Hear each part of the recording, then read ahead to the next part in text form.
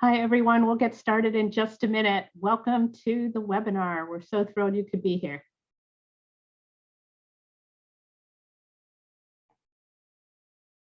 People are still joining.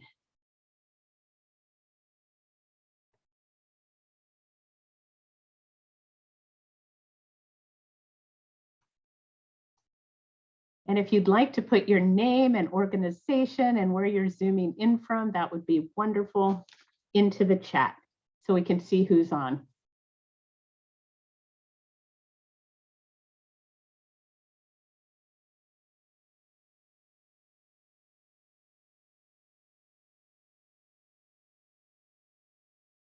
Hi, Megan. We've got Kansas. This is great. New Jersey. Great to see everybody.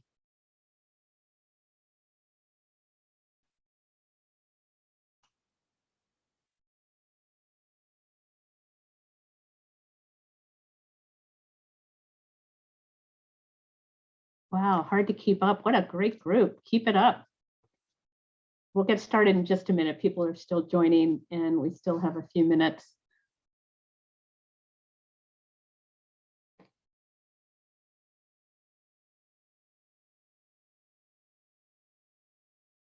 And Sarah, just let me know when you're ready to start. Judy, I think you can go ahead and get started.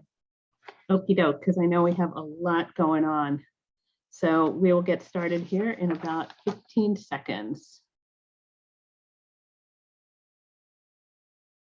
Welcome, everybody.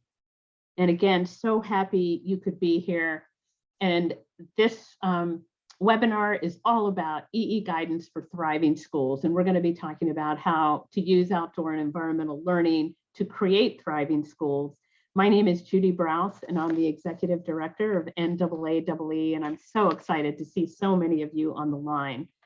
And our agenda for today, it's a pretty packed agenda, but we're going to cover a little bit on the evidence base for EE, and really excited to have Nicole Ardwin here to talk about that. And then we're going to hear from a number of wonderful speakers about the opportunities with federal stimulus funding, also looking at some examples at the district and state level of what's actually working. And then at the end, we'll talk about some next steps and resources. So that's our plan for today. And as I mentioned, we have some fantastic speakers, and I just want to thank all of you for joining us today, and want to thank the whole planning team that has put this together, and Sarah will have more about that at the end. For those of you who don't know NAAEE, we are the professional association for the field of environmental education. We like to say we're the champion and the backbone organization for the field, and we work with educators across the United States, Canada, and Mexico, and in many, many parts of the world with many partners. And our mission is to advance environmental literacy and civic engagement using the power of education to create a more just and sustainable future for all. And we are always looking at how we can advance racial equity and justice in our organization, our network, and our society as a whole. And we also think about what does it actually mean to center equity in all that we do. And one way we can support equity is by beginning this meeting by acknowledging that the land that we live on today was historically the home of Indigenous peoples, many of whom were forcibly removed from their lands. And I am calling in today from the ancestral lands of the Monacan Indian Nation, the Manahoe, the Rappahannock, the Chickahominy, the Nottoway, and a number of other tribal nations in Virginia. And today there are 11 recognized tribes in my state. And I encourage all of us not only to learn about Native American histories, but to do all we can to highlight the contributions of Indigenous, Black, and other people of color, and to share their rich histories and cultures that contribute so much to our field and to our society as a whole. We all have a responsibility to continue to work to change the systems that allow injustice and inequity to exist. And if you're ever in DC, I encourage you to visit the Museum of the American Indian and the many other places across the continent that tell the story of Indigenous peoples who were the first inhabitants of this land. I also hope that you can all attend our annual conference next week and the week after. Our opening keynote on October 12th will feature an award-winning Native American storyteller, Ramona Moore Big Eagle, who will help share her thoughts about the conference theme through stories, the power of connection. And just a reminder that October 11th is Indigenous Peoples Day, and a good time to recognize all the contributions of so many across the country and hear their stories. So at NAAE, our focus is really on building knowledge, on skills, on dispositions, ultimately leading people to become more engaged in civic life and take positive action to make the world a better place, individually and collectively. So like all of you, we are working for positive change and trying to create a more just and sustainable future. And we look at environmental education as a critical tool in our toolbox to address the really difficult environmental and social challenges that we are facing. I also want to recognize all our wonderful affiliates who are on the call today and all the work that our affiliate network does. We have more than 54 state, regional, and provincial affiliates across North America, our biggest asset in the world.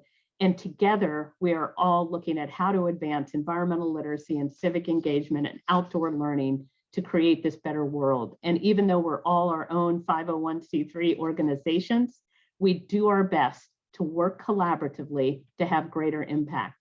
We are so much stronger when we all work together toward a common mission, and it allows us to have even greater impact and momentum for the work that we do.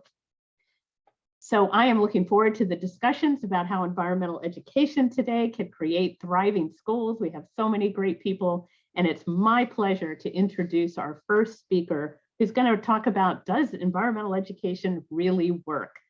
So Dr. Nicole Ardwin, as many of you know, is a leader in the field of environmental education and has helped to support the research base that supports everything that we do. She is such a wonderful colleague and friend and is a sought after collaborator on so many projects. She also has one of the longest titles of anyone I know, which you can check out in her bio, but she is an associate professor in the Graduate School of Education and has a joint appointment as a senior fellow in the Woods Institute for the Environment. And Nicole and her team have published so many articles that help us understand environmental behavior and actually what makes for successful environmental education programming. And she has also helped to lead NAAE's eeWorks project that is all about demonstrating the value and impact of the field and increasing the evidence base for what we all do. So Nicole, I'm going to turn it over to you and welcome, and let's give her a warm virtual applause and welcome. Thank you so much, Judy. It is such a pleasure to be here with all of you, and good morning or good afternoon, depending on where you may be. Thanks so much for having me. I am truly delighted to be here today speaking with you about one of my favorite topics, which is the evidence base in environmental education. Thanks so much to NAAE for this incredible opportunity to share with you the work that we all do. And I have to say that this is a great topic because it's such an important one, both in these times of COVID recovery and also in more, quote, normal times. Next slide, please. In the brief 10 minutes that I have, I'll review some of what we know is the importance of evidence base for environmental education, but please know that this is just the tip of the iceberg. There is so much more that we could discuss, and certainly my team and I are happy to continue this conversation with all of you after today if you'd like to follow up with us.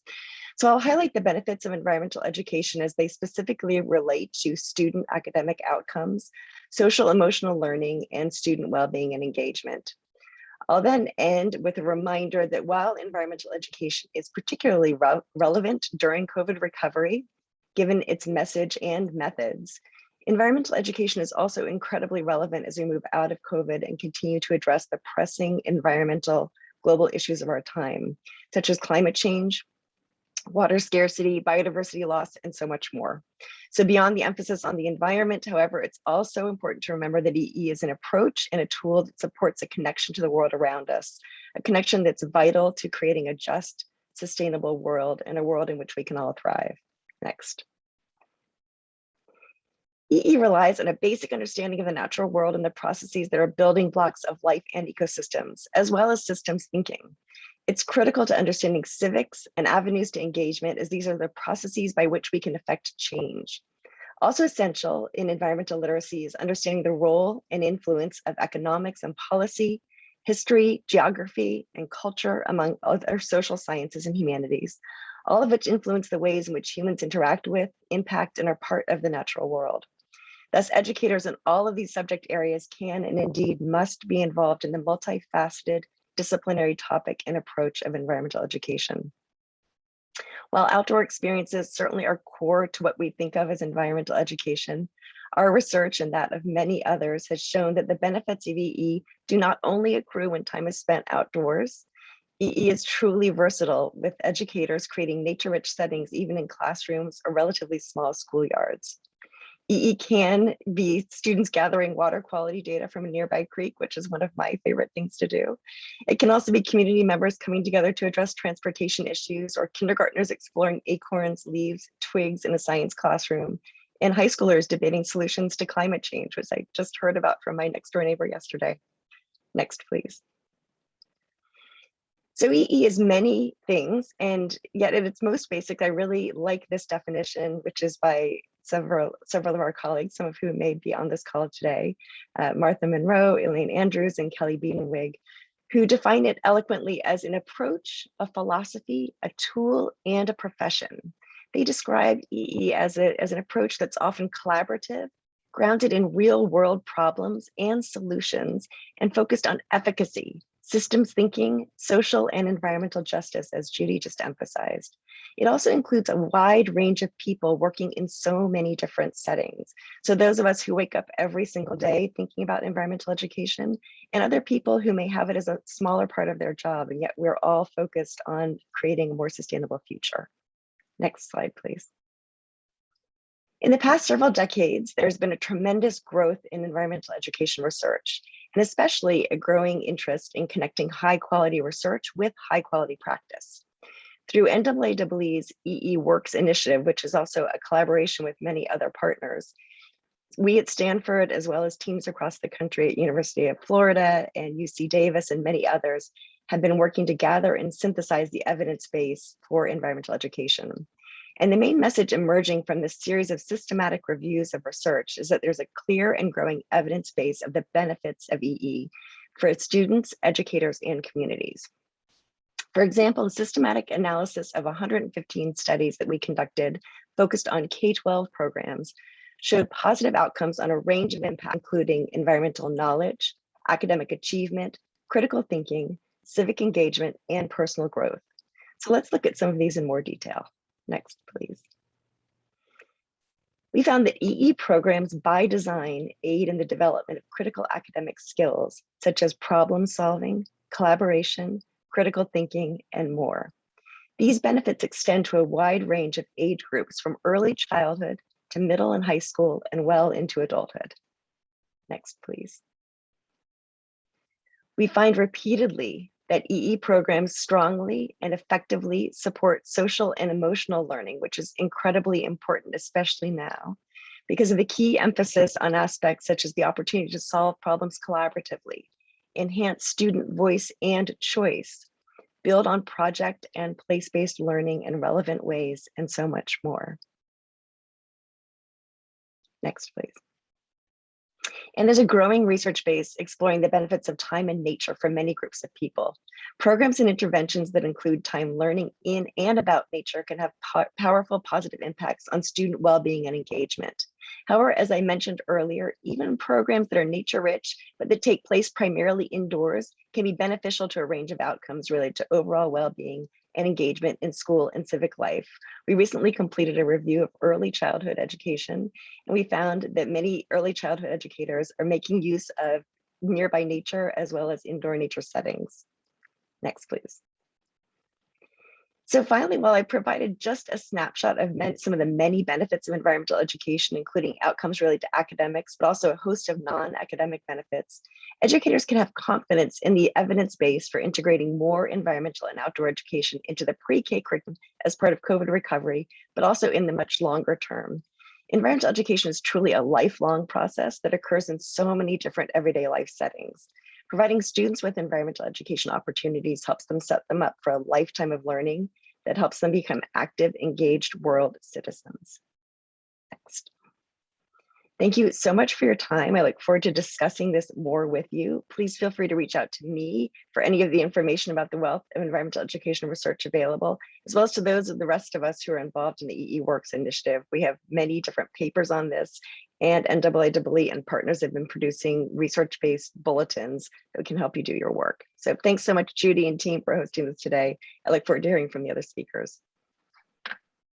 Thank you so much, Nicole. That was fantastic. And we're really fortunate to have your expertise here with us today.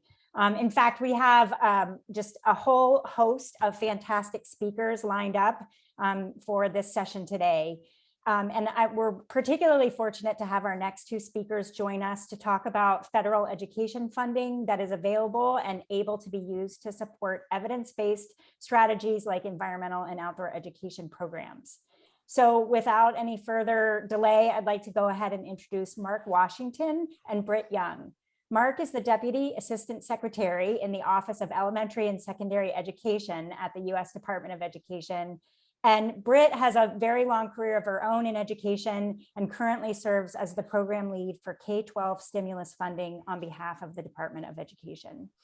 So I'm going to ask Mark to kick us off, and then Britt, you can just jump in after he's finished. Thank you very much, Sarah. And thank you all for inviting us today to be a part of this very important webinar and summit. I'm very grateful to NAAE for keeping this focus prominent in education for outdoor and environmental learning. I had the opportunity as an inner city kid to go to a rural high school and was introduced to the wonders of outdoor learning as a part of our curriculum. So I appreciate that there's a group like this that actually is continuing to push for the inclusion of the environmental in our everyday learning. One thing I'll tell you really quickly, and then I'll hand off to Britt, who has a whole lot more to say about opportunities under our recent education stabilization funding programs, which you know as the CARES Act, or what we call SRSA, or most recently the American Rescue Plan.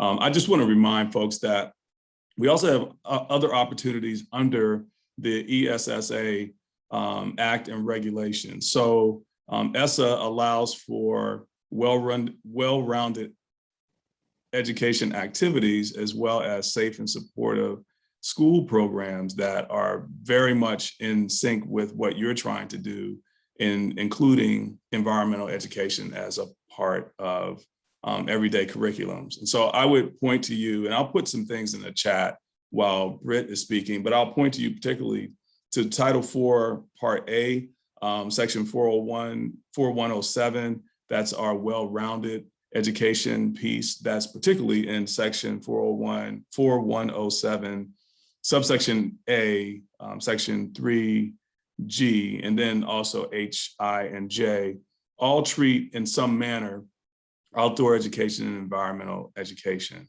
Also, Section 4108 also does the same for safe and supportive schools. And then Section 4109 also allows for using these programs with technology, which, given the state of the pandemic and just where we are now, trying to make in-person and hybrid experiences real, 4109 might actually be helpful to you as well. In the chat, I also put some of our comp centers that are assisting with other resources, and hopefully this will be helpful to you, along with our website that contains all of our programs. The idea of the Title IV-A programs is to offer flexibility to SEAs and LEAs, and particularly capacity building for both, so that we can strengthen our schools as best as possible. So with that, I thank you again for the opportunity, and I'll hand it off to Britt to say more about our ESF funds. Thanks, Mark. Good afternoon, everybody. I just got back from Alaska, so I feel like I had my own little outdoor education in a big way. And so this topic is feeling more meaningful to me today as a result of that. I do have some slides, and I'm not going to go read through them, but I want to make sure that you have them in the event that they could be helpful to you.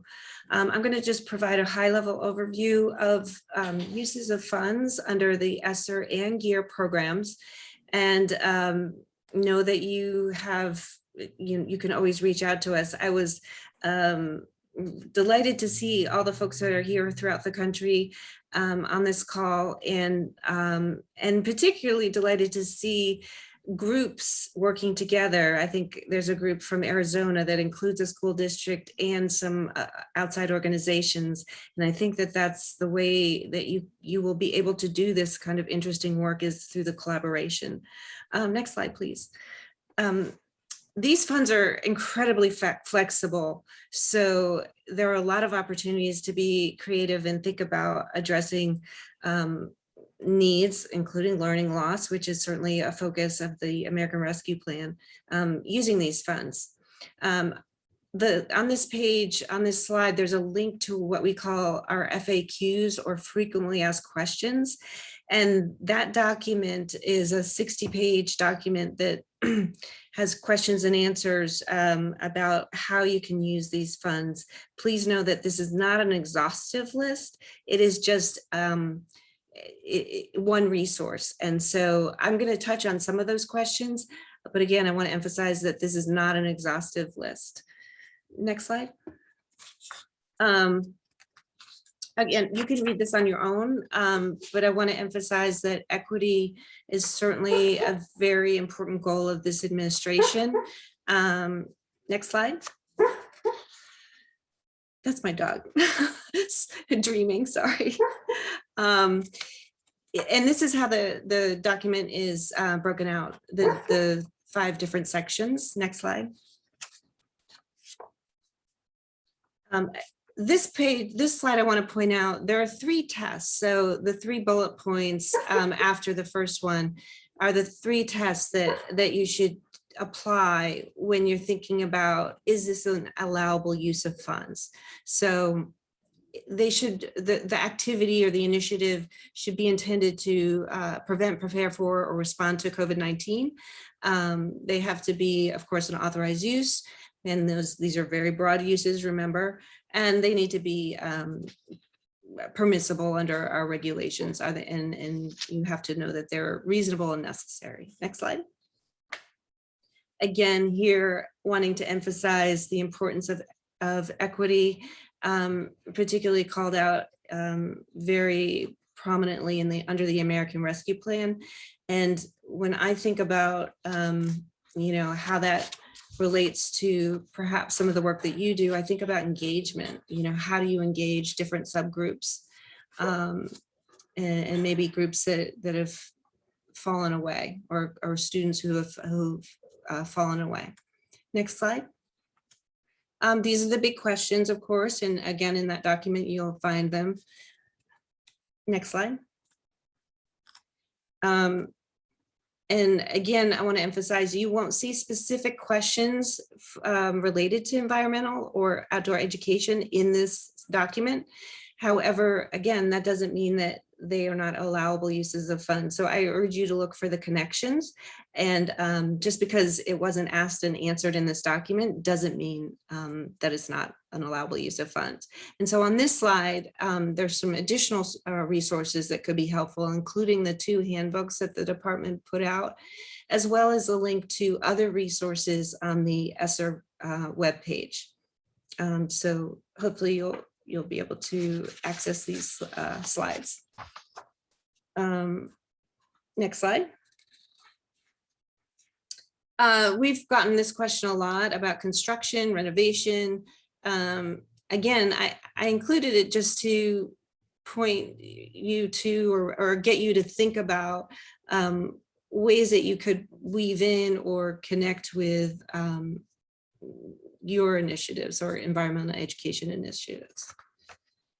And as Nicole said, Dr. Ardoin said, the evidence-based, these evidence-based practices are really important. So I was really excited to hear about the evidence base. Next slide, please.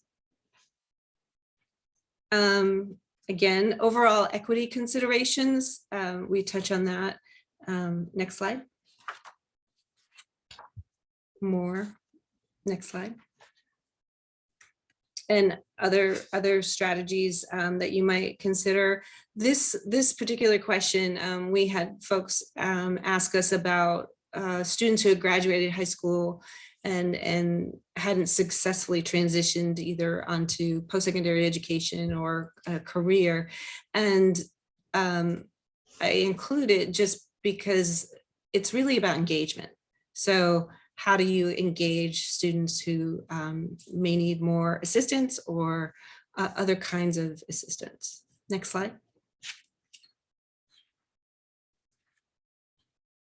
Again, this is a similar theme about engagement or re-engagement. Next slide. We often get questions about if these funds can be used to support students in pre-K or other early childhood programs. And so, yes. Next slide.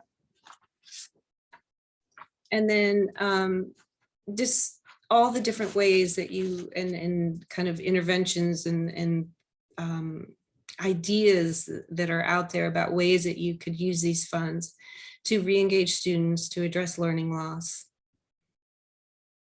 to address their social, emotional, and mental health needs. Next slide.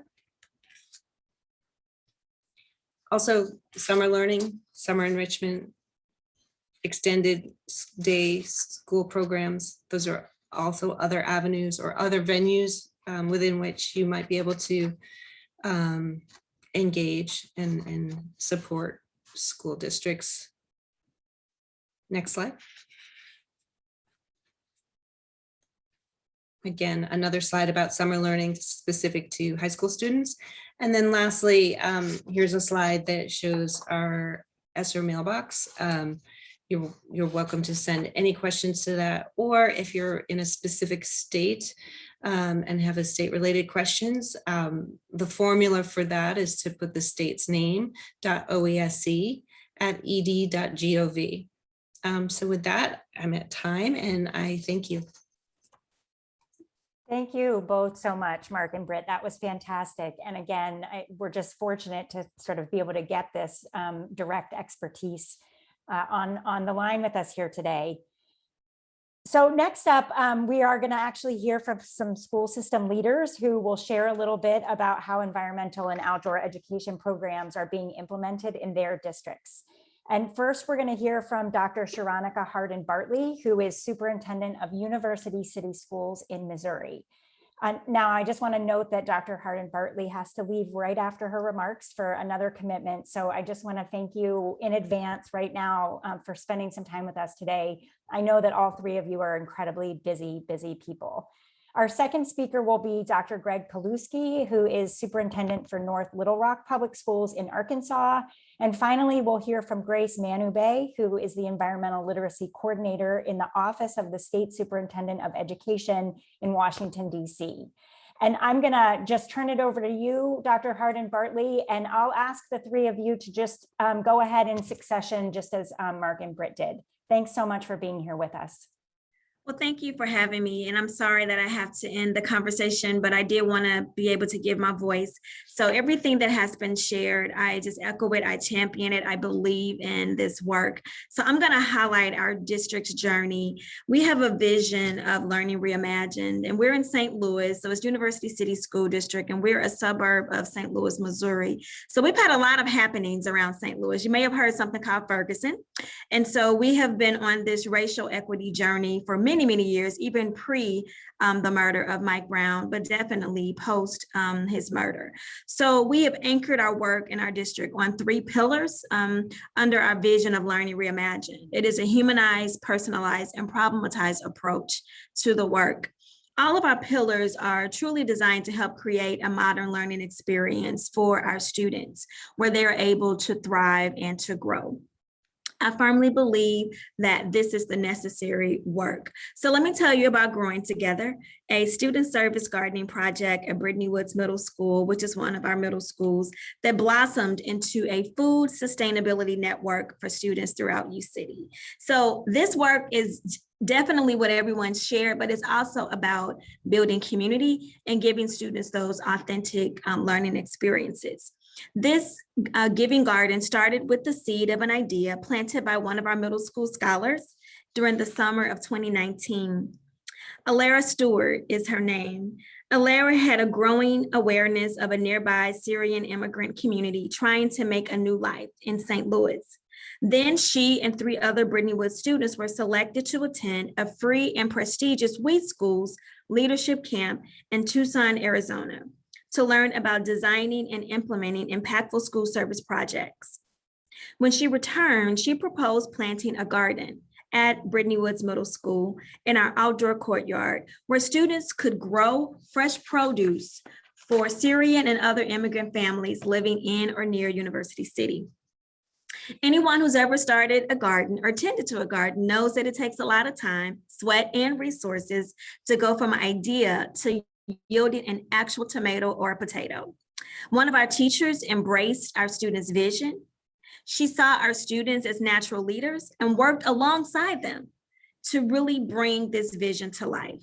So they learned themes such as fundraising, marketing, grant writing. I saw a lot in the chat. I need a grant writer. Our students wrote grants, volunteer coordination, bringing in their parents, community, other peers, spatial design, and gardening concepts.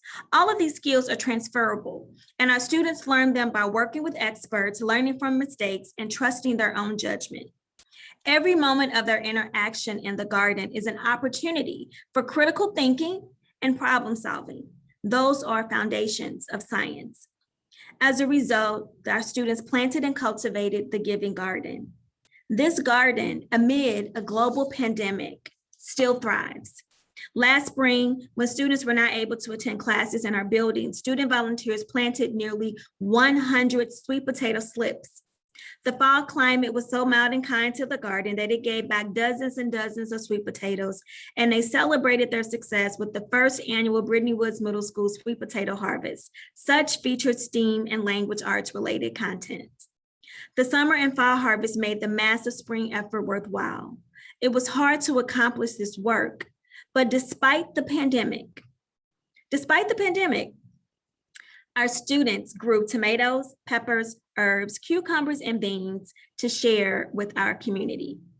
The joy of being outside with students just grows exponentially. Watching them learn how to garden and getting them comfortable with it is a beautiful thing. So yes, our Giving Garden at University City Schools is now our food garden network, where it has expanded.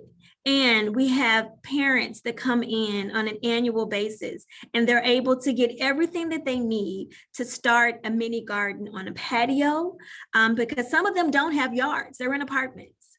So they can put one right in front of their door. They can put one right at their back door. If they have space, they're able to plant and grow it there. Our high school students, these students are now in high school, and they're still supporting the garden. So they're going back to the middle school to mentor and work with our younger scholars. Sustainability was their focus, it was their goal. Meeting the need of our Syrian immigrants who have migrated to St. Louis was also a need and their desire. But what we're seeing with this garden is life-changing for not just the students that are a part of it, but for the greater community. So students understand, and this came out of their research, that COVID-19 has disproportionately impacted Black and Brown families across the country. And while we work to ensure educational equity through virtual learning, kids coming back in person, we also wanted to make sure that we understood how important it is to help our families grow their own affordable, healthy food. And so for this reason, we're very proud of the UCity Giving Garden.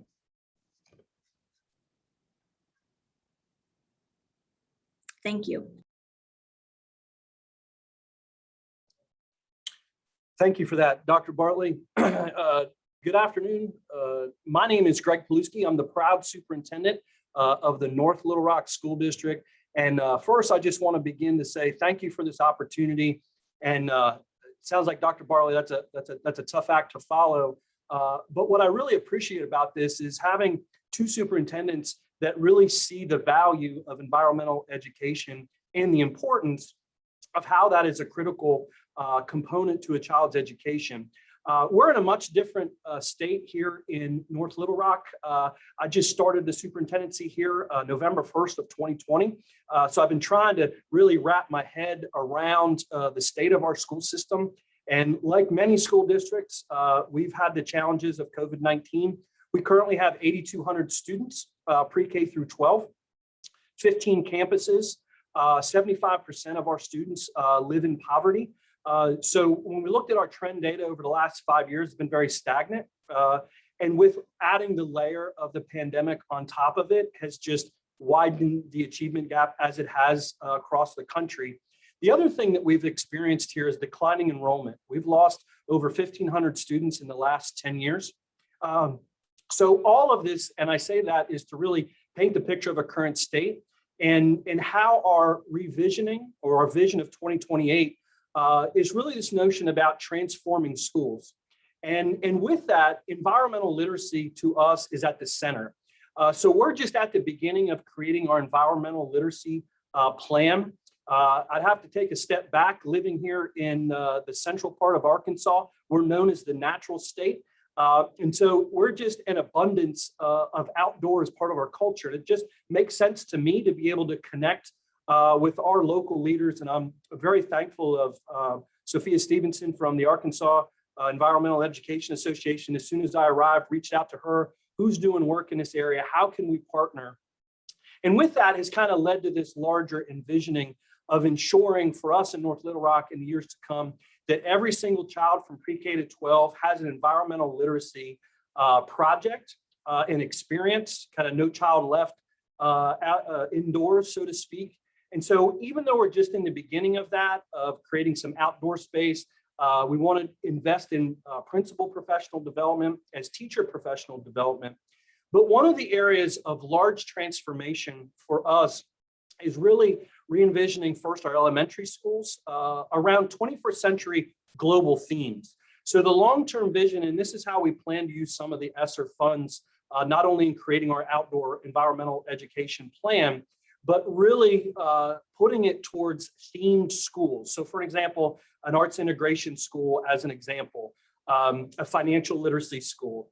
And in this concept, in this forum, environmental literacy outdoor education elementary school, in which we're able to create a theme and overlay to the curricula as was presented prior to us. All the research we know that cross-curricular, social, emotional, all the things we know that are good for kids to engage in learning, and what not a better place of probably one of the best classrooms, which is outdoors. So that's just really a kind of a 5 minutes. We're just beginning our journey, but I really appreciate this opportunity to share with you and to learn from you to make us better and all of our students to have a great opportunity as they better learn from the outdoors.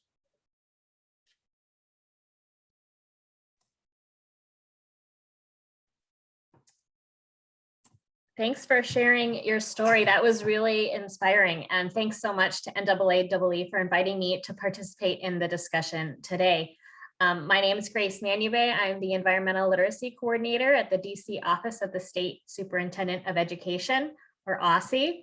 OSSE serves as the state education agency for DC, and we have about 220 school buildings in the district. Over half of them are operated by one traditional local education agency, DC Public Schools, which operates about 125 school buildings. And then we have a large charter school network, so 66 charter LEAs, which operate the remainder. DC is very similar to a local control state where each LEA is anonymous.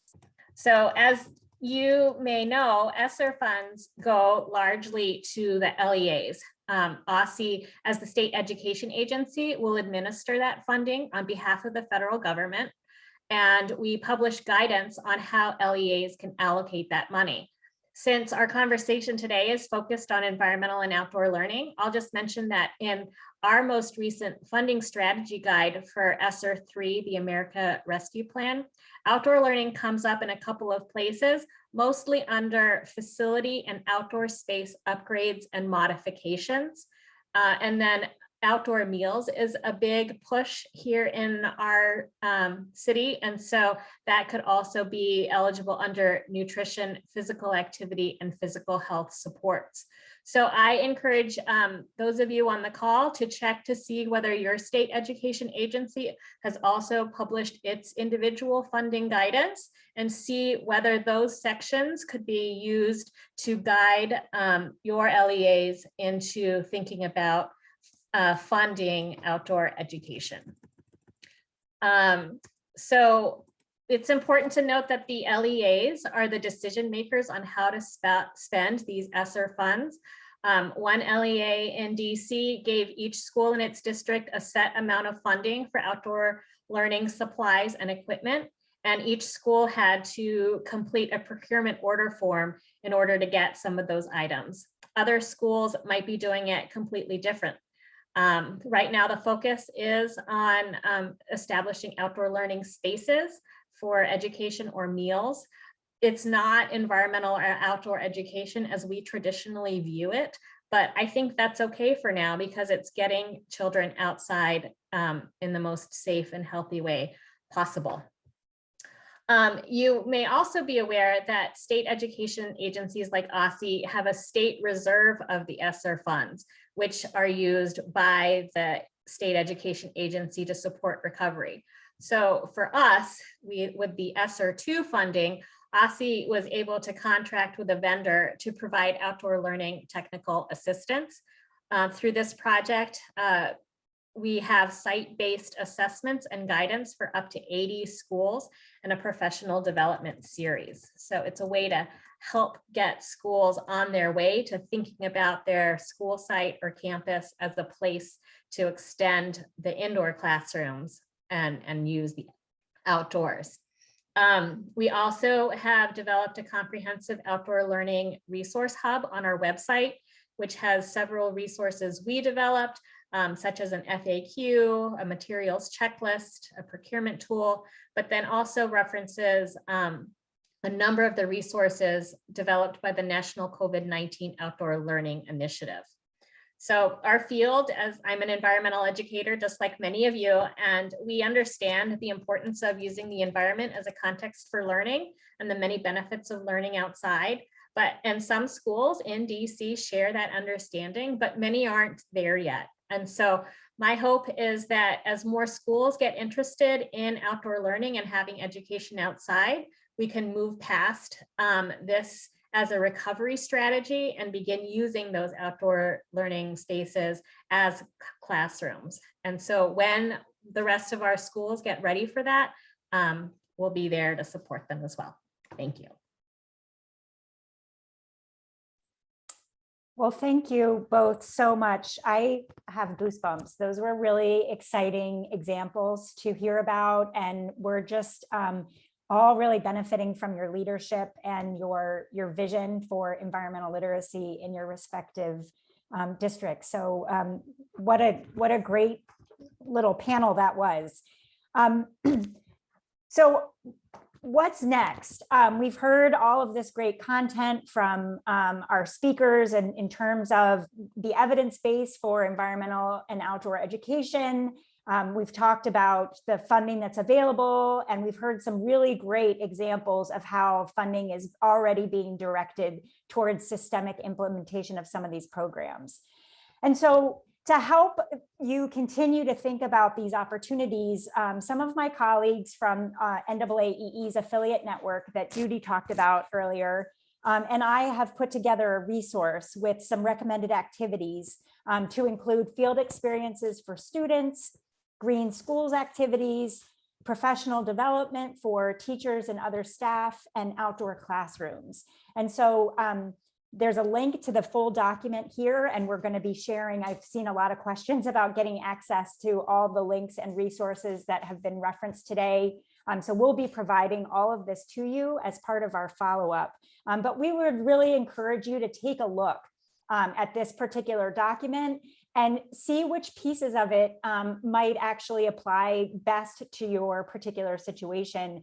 We invite you to customize this document for your situation, for your organization, for your partnerships, and use any pieces of it that really make sense to you.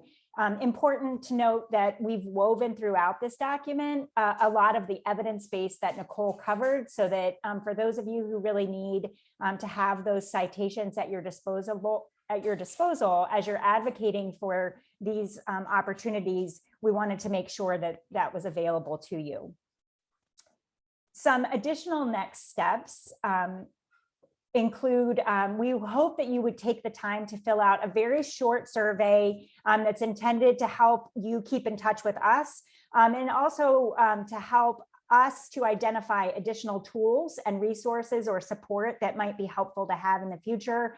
And likewise, if you're a program provider or have some expertise that you want to share, you can provide that through this form as well, and we'll make all of this available to the participants. And then as a follow-up, we will, in addition to sharing everything from today, we will be inviting you to share your own stories of success so that we can start to provide exemplars to your colleagues across the country, but also to periodically, maybe offer feedback back to the Department of Education as to how this funding is being put to good use. And then, Sophia, if you don't mind going to the next slide. I do have to make a shameless plug for our annual conference, which is right around the corner, because this is a place where there are going to be a lot of additional opportunities to learn more about environmental education, outdoor education, to network with your colleagues, tons of sessions throughout the 2 weeks. We kick it off next week with our research symposium on October 7th through 8th. And then our formal conference begins October 12th through the 15th. And I think with that, it's time for some questions. And I know that there are sort of 2 ways that you can ask your questions. Feel free to pop questions into the chat box, as well as the Q&A tool. And we'll try to kick those questions to the right person. I do see some questions that have already come in, and I apologize. I'm trying to track the chat, but I may have missed if this question has already been answered in the chat by someone. But I guess either for Britt, probably, the question is whether private and parochial schools can use any of these funds, or are they only available to public schools? Hi, Sarah. I did post something in the chat. So there is a program under the second stimulus act, the SRSA Act, and also the ARPAC, the American Rescue Plan, called the Emergency Assistance to Non-Public Schools Program. And that program does direct, so the funds go to the governor, and then the governor works with the state education agency, and the state education agency administers those funds. And so there are some requirements for the non-public schools, but that is one source of funding for non-public schools. Under the CARES Act, the first stimulus act, non-public schools may have been eligible for equitable services. And then under the GEAR program, the funds go to the governor's office, and then a governor has the ability to decide how to use those funds. It's a very flexible pot of funds, and I put in the chat a link to the GEAR FAQs. Thank you for that, Britt. And I will say that I am aware of some examples where those GEAR funds have been used for grant programs to support outdoor classrooms, environmental education, and the same sorts of, kind of opportunities that we've been talking about today, but they've been administered through their governor's office as opposed to through a Department of Education. There's another question, and I would invite my colleagues who are also keeping an eye on the chat and the Q&A to jump in if you're seeing questions that need to be asked. But there's a question for you, Dr. Paluski, just asking to learn a little bit more about what inspired you as a superintendent to become so invested in environmental literacy. Well, thank you for that. I really appreciate it. I guess, the beginning is really growing up, loving the outdoors from a selfish kind of standpoint, probably to being married to a former science teacher that was always about, the first classroom experience is really the outdoors.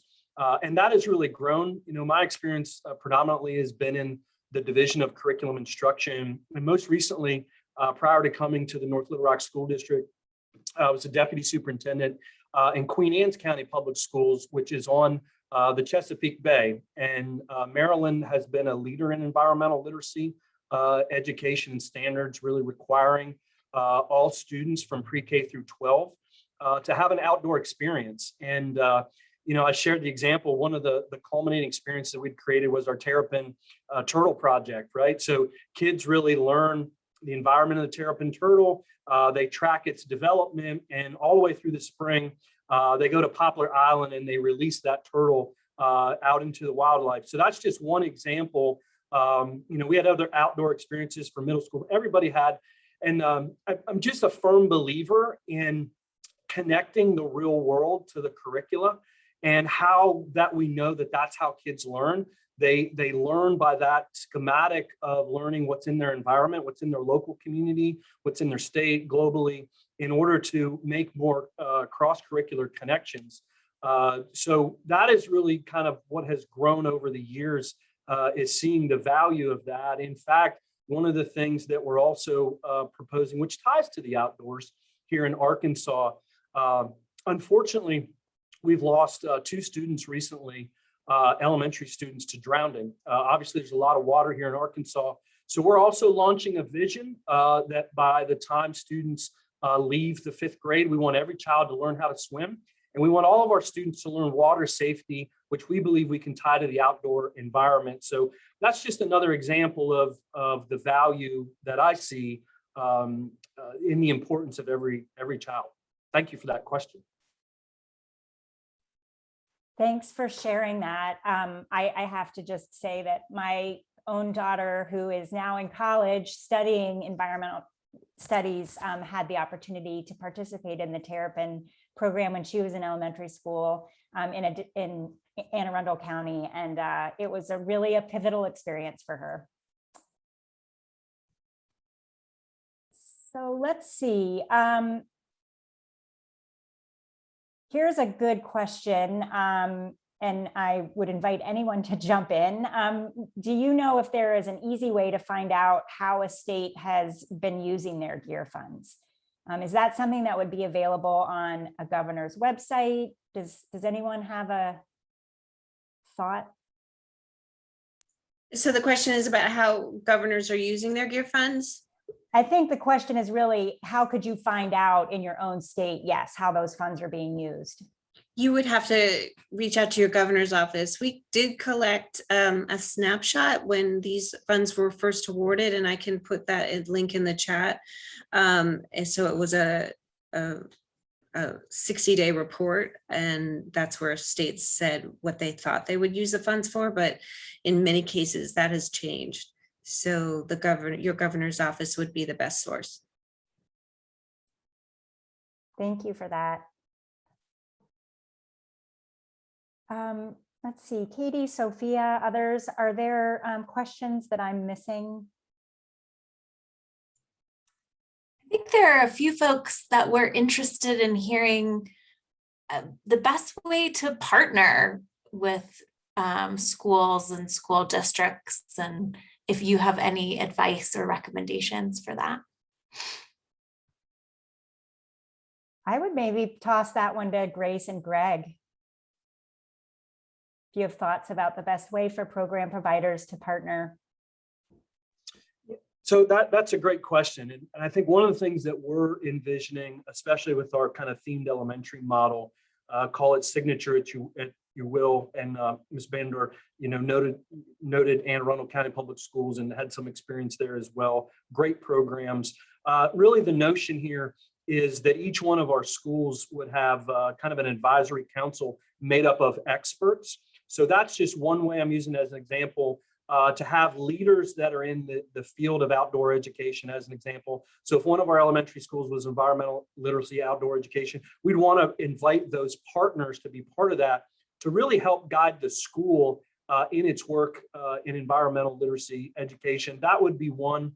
Certainly partnering at a school level, really helping districts leaders think through this, being thought partners, if you will, to really dream big, kind of in my opinion, and help us really reimagine what this could really look like at an elementary, a middle school, at a high school level. And really our last plug also is, mentoring is such a great way, to help kids in a lot of ways. And I know through our outdoor environmental literacy folks that are leaders in that area, we have a huge effort right now on adult youth mentoring, as we believe is a key. We are experiencing some erratic behavior like others are experiencing across the country. So I think those are just some quick examples on how you can partner with local school districts.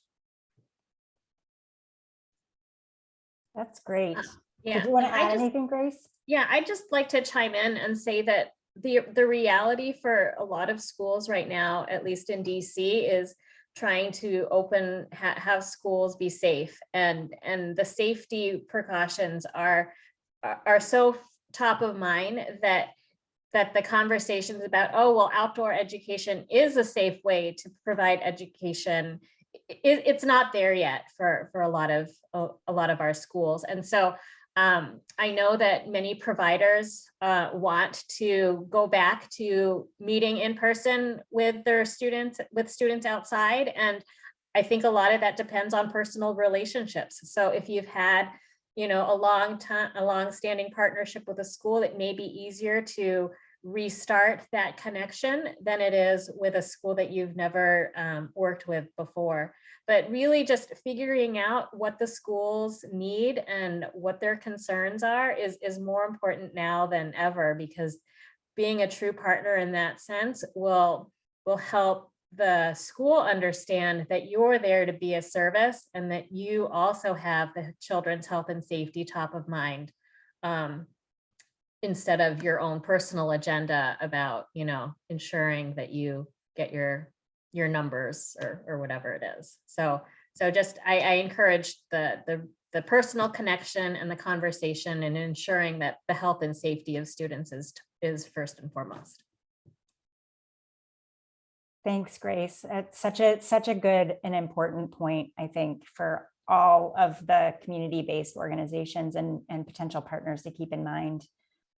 So I know that we're about to hit the top of the hour, and I see that Britt is going to have to drop off. So I want to just go ahead and say thank you so much again to Britt and Mark, and to Nicole and Grace and Greg and Sharonica, even though she's not on the line with us anymore, for really sharing your experiences and your expertise with us.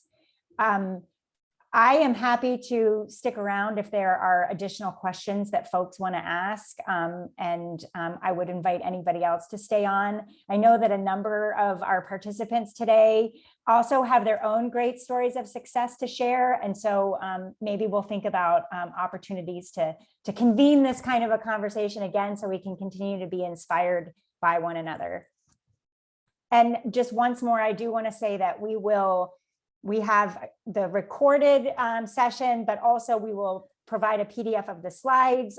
We've saved the chat, all the links, everything that's been referenced. We will make it as much available to you as we possibly can, and follow up about completing that survey and letting us know what additional tools and resources you need. Sarah, we have a great question about the flexibility for LEAs to commit their plans for allocating funds. Great. Mark, I don't know if you know the answer to that. Britt had to run. Or honestly, any of our, Grace, I don't know if you know that either. Go ahead, Mark. I'm sorry, I was like busy in the chat because I was about to roll out and I. Oh, you've gone on mute.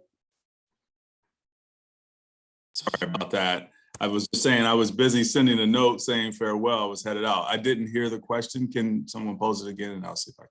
Sure. The question was, what flexibility do LEAs have in putting together their plans for the use of any of these relief funds? And what the timeline is like, so will they be sort of adding things to their plans as they go along? And so by that, I'm taking it that you mean the plans that have already been submitted for like ARP ESSER at the SEA level, at the state level. Yes. I think that we considered them or thought about them being potentially iterative, knowing that we did approve them at a point in time, but I don't think that it was our intent that as you are learning more and wanting to amend those plans, that the initial submission had to be the end all be all. That process should flow through the SEAs. I don't know of a timing aspect related to that. I would defer to Britt or others, but I'm happy if Sarah wouldn't mind floating that question again. I'll make certain to attend to it so that if there are any particular technical pieces to that would be helpful to people, for people to know, that we can make certain we get an answer back. But certainly I think the flexibility that both the Congress intended in providing these funds and how we're thinking about it provides some opening for people to continue to think of ways to support what was initially submitted. Great, thank you. Thank you again. I'm sorry to have to drop off, but I really appreciate this very much, this opportunity. Thank you. Appreciate you so much. Thank you for being here with us. Absolutely. Take care. Bye-bye. I should mention, because I saw a mention in the chat that included in our PowerPoint is a slide with some additional resources and links that might be helpful to you beyond everything that's already been shared here today.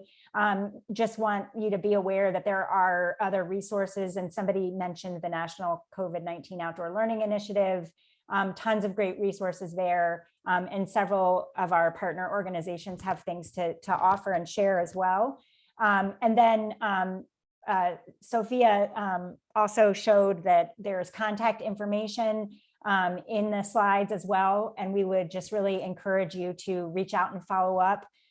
You should certainly connect with your NAAEE affiliate, your EE association in your state or region, but we also want to, provide support in any way we can. So if you need help connecting, or if you need resources that that we can provide, we're here for you. And Sarah, I just wanted to follow up on that question about timing. I think it really depends on the state. Each state is going to have deadlines for when their local education agency has to submit their funding plans. So the answer is going to be, it depends. And there were different deadlines for the different rounds of funding. And so you would have to check with your state education agency to see. I think from what I understand, the LEA decides how it's going to spend that money. And so as long as it meets the state requirements, like for us in DC, it's, health, safe and healthy reopening, whole child supports, and accelerated learning. Those are the three buckets that the funding needs to support. And so like the outdoor space modification comes under health and safe reopening, healthy and safe reopening. And so you can look in your state funding guidance, if it has it, and see where the language might be relevant. Thanks, Grace. That's really helpful. I know that we do have folks who are still on. Are there other questions? I'm taking a look.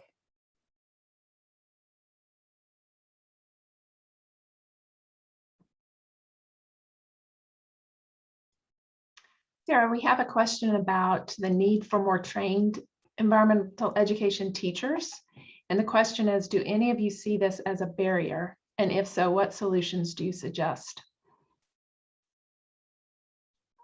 So I would say, yes, I think it is a barrier, and I would invite others to chime in on this. That's one of the reasons why we included a recommendation that a portion of funds be used for teacher professional learning as part of, this package of recommendations, because obviously without sort of the staff expertise, the coordination and the support, it's hard to do this work.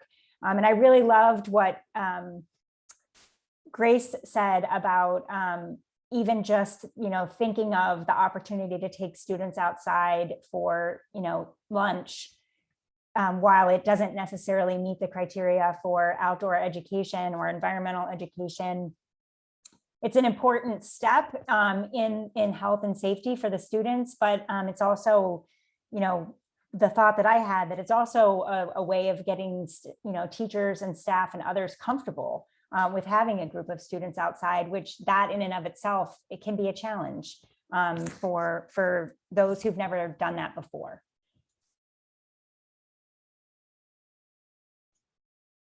And that also provides a really great opportunity for partnership, because many of the program providers in a community offer teacher professional development opportunities. Great. We have another question about the funding being used for outdoor gear and this being an equity issue. And I believe that the funds can be used for gear to make the outdoor learning space an appropriate outdoor classroom, and gear would be part of that. That's my understanding as well. And again, I am also aware of some of the the gear funding, the funding that Britt talked about that is at the discretion of the governors. I am aware of grant programs having been set up in some places to provide all sorts of tools that would be needed for taking learning outside, including the gear.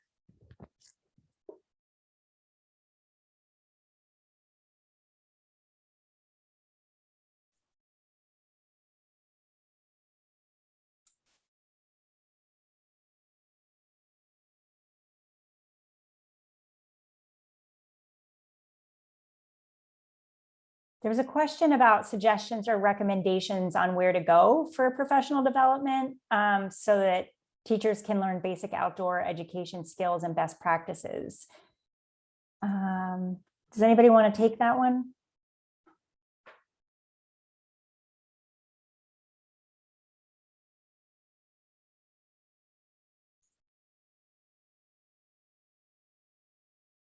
Sarah, I would say that a first good step might be contacting your state affiliate. They're probably aware of what programs for professional learning are available in environmental education in your state and can point you in the right direction, because it can vary by state. And then of course, there's some great professional learning opportunities through the North American Association for Environmental Education as well. So those would be two great starting points.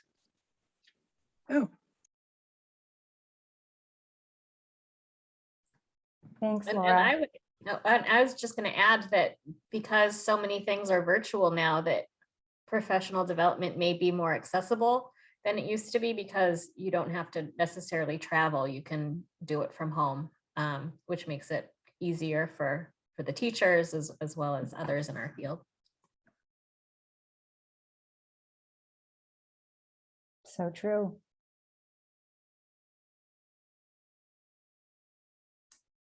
Well, I just want to say one last thanks to everyone for joining us today. This hour went by really quickly from my perspective. And I also want to give a huge shout out to Laura and Snack and Sophia and Katie and Sam and our colleague Alex Purpura with our Utah affiliate, who couldn't be here today, but who all played an enormous role in putting the guidance documents together and helping to plan this webinar. We're really excited for you all to stay in touch with us around this topic.